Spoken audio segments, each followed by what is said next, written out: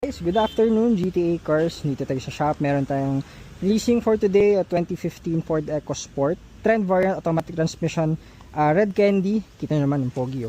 So, all checklist tapos na guys. 3-step detail ang ating final step. Lahat ng SOP, transmission, cooling system, engine, pangilalim. So, ayan, pakita natin. Battery, radiator, palit tayo nyan, drive belt, timing belt, tensioner, water pump, reservoir tank, spark plugs, change oil, PMS, kasama yan.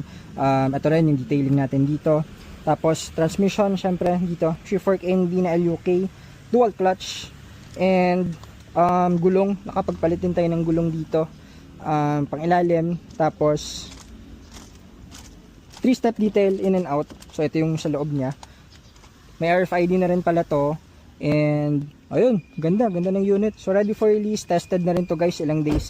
So minsan talaga may mga times tumatagal yung mga units dito dahil dumadaan po yan sa ating masugid na testing at ilang araw yan tinetest drive. Hindi lang dito, malalayo, cooling system lahat chine-check. Yung mga shifting yan, yung battery, yung voltage, lahat chine-check po yan kahit napalitan na. Brake fluid, so lahat ng fluids yan, all goods, check na ng ating mechanic, ready for releasing. So pakita lang din natin, so lahat yan dumadaan. Ito yung ating group chat. So since simula may mga pinatatan, mga door latch, palit din tayo, pangilalim, paint shop, lahat. So lahat po yan is recorded. Mga yan, cooling system, palit tayo yan, PMS, transmission kasama, kompleto po yan. Lahat is documented and naggangang ang Viber. Ayan, so kompleto lahat. Ito naman sa paint shop guys. So gulong, so lahat po yan, scanning, lahat po is documented and sinesend sa ating mga clients. So end product, ito na po yun ang ating end product. So napaka-pogi, at para ma-enjoy ng Sir dito ang kanyang Ford EcoSport na Red Candy. So on to the next tayo, at marami pa rin mga releasing guys. Blue, itong isa pang red, babiyahing Bicol.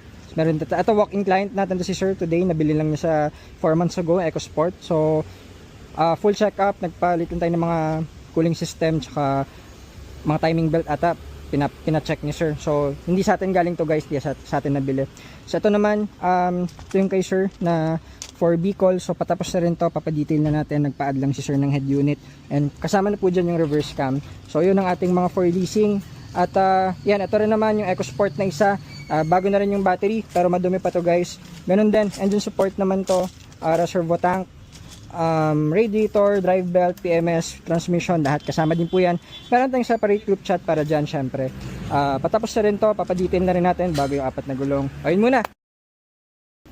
At parating na si Sir para ma-release natin to, tapos mag-move tayo dun sa next, yun mga Fiesta.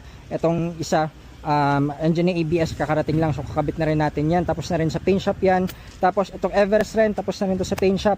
And ang next natin dito is yung papalit tayo ng water pump and PMS. Ito yung Everest natin, 2.2 Trend Variant Automatic. So pogi to guys, naka semi setup, may mga few accessories na rin. So paprocess na rin natin to. At ito naman, kakakuha lang natin to sa other parking natin, kaya sobrang dumi pa. So process na rin natin to. Unahin na siguro natin yung paint shop, tapos sa workshop para mababa yung transmission. So yun muna. At on to the next tayo. Buti hindi maulan, maraming salamat, at hindi tayo masyadong maulan. So on to the next tayo. Salamat. Ayun pa pala yung white. So kaka-test drive lang yan. EcoBoost naman na Fiesta, for leasing na rin yan. Halos tapos na lahat. So feature na lang natin yan sa other videos natin. Thank you, good afternoon GTA Cars. Maraming salamat.